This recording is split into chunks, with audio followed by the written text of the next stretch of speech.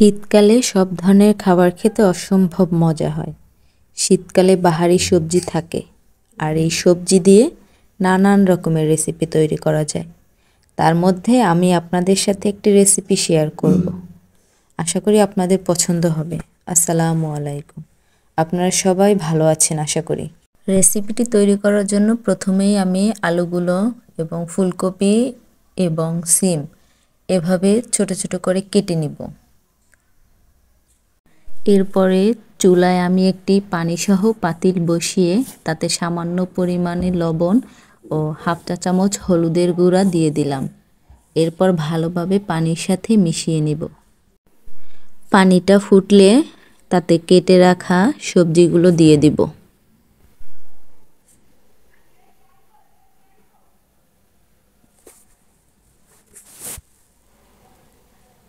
সবজিগুলো ভালোভাবে নেড়েচেড়ে মিশিয়ে নিব।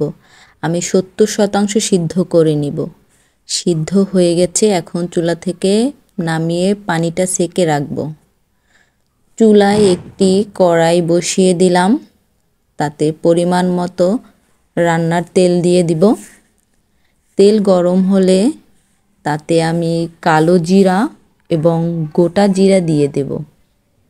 একটু ভাজা হলে তাতে 1 কাপ পরিমাণ পেঁয়াজ কুচি আর 1/4 কাপ পরিমাণ রসুন কুচি দিয়ে দিব। এগুলো একটু নেড়ে চেড়ে নিব। এরপর তাতে 5টা কাঁচামরিচ চেরা দিয়ে দিব। দিয়ে ভালোভাবে নেড়ে লাল লাল হওয়া পর্যন্ত ভেজে নিব।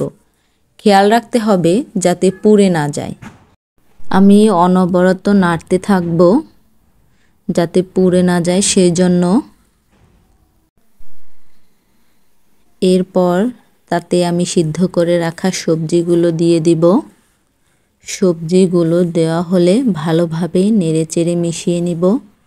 এ পর্যায়ে চুলার আঁচ বাড়িয়ে রান্না করা যাবে না। চুলার আঁচ লো হিটে রাখতে হবে। লো হিটে না রাখলে সবজিগুলো কড়াইয়ের সাথে লেগে যাওয়ার সম্ভাবনা থাকবে। আস্তে আস্তে করে নেড়ে দিব যাতে আমার সবজিগুলো কড়াইয়ের সাথে লেগে না যায়। এই পর্যায়ে 1 চা চামচ লবণ দিয়ে দিব। লবণ দিয়ে ভালোভাবে সবজির সাথে নেড়েচেড়ে মিশিয়ে নিব। আস্তে আস্তে নাড়ব যাতে সবজিগুলো ভেঙে না যায়। আমার সবজি রান্না শেষ।